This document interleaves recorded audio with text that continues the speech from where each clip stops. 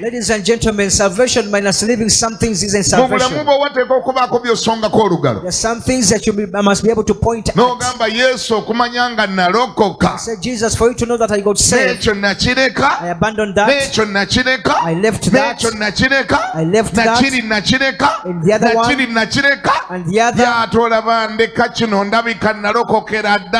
If I came to the extent of living this, I must be totally born again. Say hallelujah.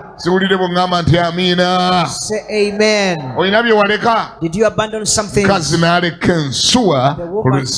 The woman abandoned the pot at the well.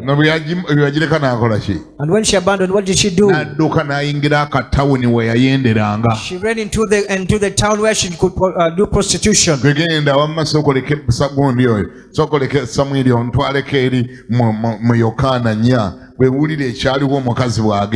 Let's first go to John 4, please. There was commotion in the town. I'm talking about the time where she could do prostitution. The prostitute was on fire. On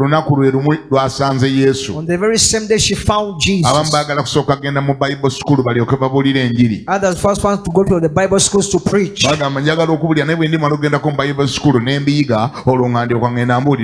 say, I want to preach the gospel, but I'll first go to the Bible school and then I'll preach. This prostitute amazed the world. He never waited for Bible school. She never waited for Bible college. The very day she had the good news, the very day she abandoned the pot, the very same day before her clothes could change. Are you aware that even the other gentleman was still in the curtain? The other gentleman who was waiting for water, who was going to collect water, was still in the curtain. So I'm not going to wait for you to come out. They'll only tell you that the woman you had, that the woman you slept with, was looking for water. He's in the city of town preaching. She entered the town.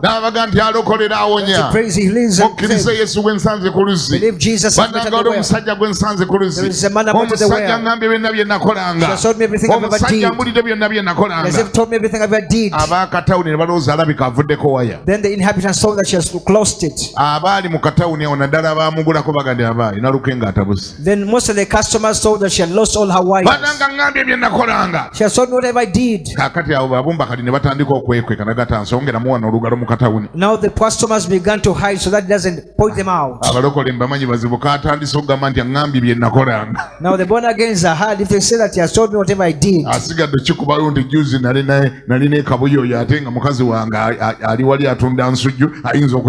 I think she's about to highlight or to mention me out that I bought her. She has told me whatever I ever did in the town. The damned same day she got saved. She had the gospel. She met Jesus. Can you say amen? What are you learning from there? When are you going to preach? Have there been some people who have ever known that you got saved?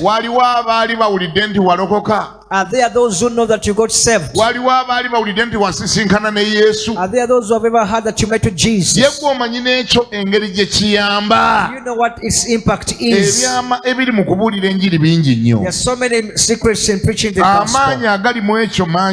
So much power embedded in there.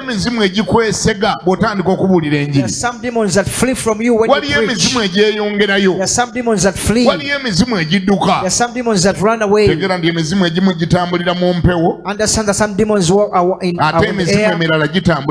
Some demons are walking in the flesh. Are you listening?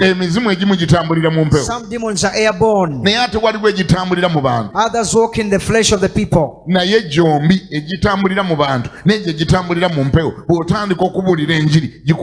But both types, those who are which are airborne and those who walk in flesh, when you begin to preach, they run away from you. If you mean to clap, please do. Even those demons that walk among men, they They begin to set danger. I think she got saved. I think what I'm going to tell, I was going to tell her, let me leave it. There are those who leave you. Those who want to hiss at you, they leave you. Those who think that you're still too old, that they can have sex with you all the time. If you tell them that Jesus saves and heals, get them saved. Accept Jesus. The one who was going to blink, they cut. The one who was trying to pretend cuts the speed. I think she got saved. Let's go slow. But if you keep quiet, every devil comes and takes advantage. Every adulterer thinks you're available. Every fornicator thinks you're still in business. Talina kyanyega tabinyegajjoza tabiriimu nnyo ndowooza alabika asabirayokko busabizi ndowooza bakwano bebe bamutwalatwalayokko alabika tali alabiriimu ndowooza akyali available. I only see her holding the Bible here, but she never mentions anything about it. I see her going there, but I think she's still available. When every demon can approach you, when every devil can come close. But if you lift up your voice, you say he heals and saves. Jesus loves you. Believe Jesus. Accept Jesus. How he's hearing. It not only benefits the one who is hearing you, but it also builds a hedge of protection. It builds a hedge of protection. All of you are complaining. I don't know what to do. The man is sitting on me. And yet he has a wife. But he's stuck on me. Calling me always. Sending me SMSs. Always trying to draw his eyes. What should I do? Preach to them. Say, Mr. So, Mr. Mayanja, you should get saved so that that demon of prostitution and adultery leaves you. They will never come back. They will never come back. They will never come back. If they ever come back, they'll ask you, how do I get saved? Can you say amen? Some people, the temptation surrounding them that you're fighting with, you're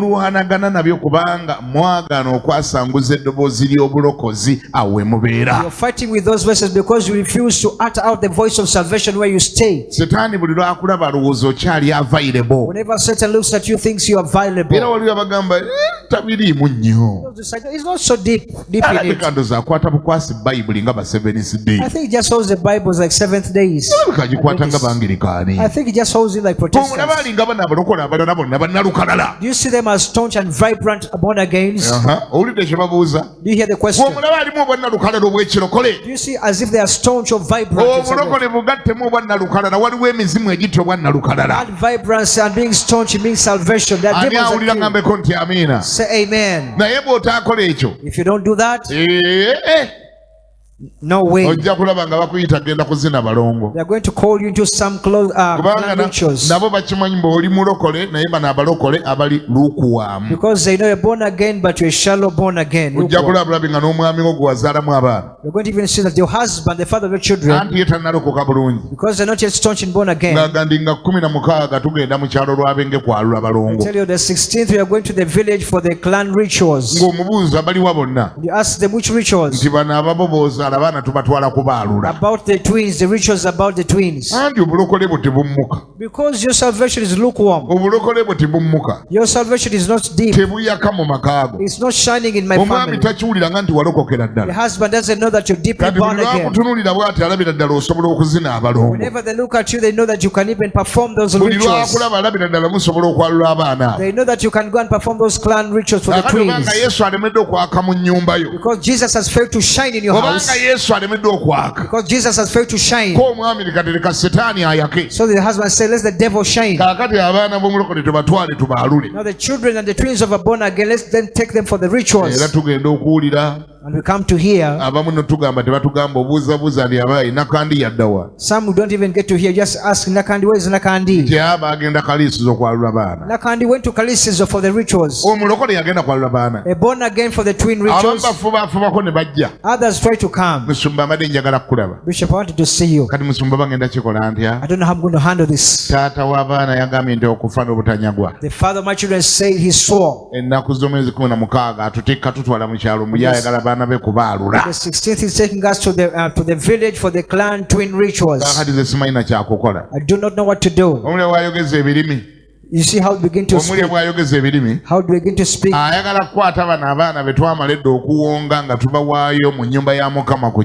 She wants to get the children that we have already dedicated on the platform in church. They are going to go the second dedication in the spirit. We dedicated them to Christ that day. The power that was guarding them was of Christ. Even the power of the devil was avoiding. He wants to carry them. Take them to another altar and tell the ancestral spirits that we brought these children to. We have come to bring them to you. Ancestors, we have brought to bring these children. Don't be far from them from now.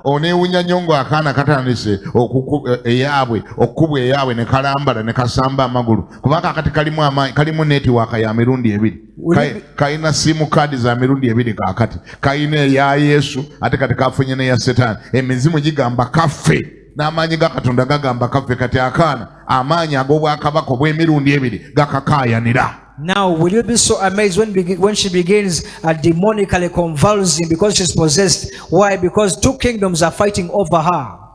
Two types of powers are arguing over the child. The kingdom of God is claiming her. And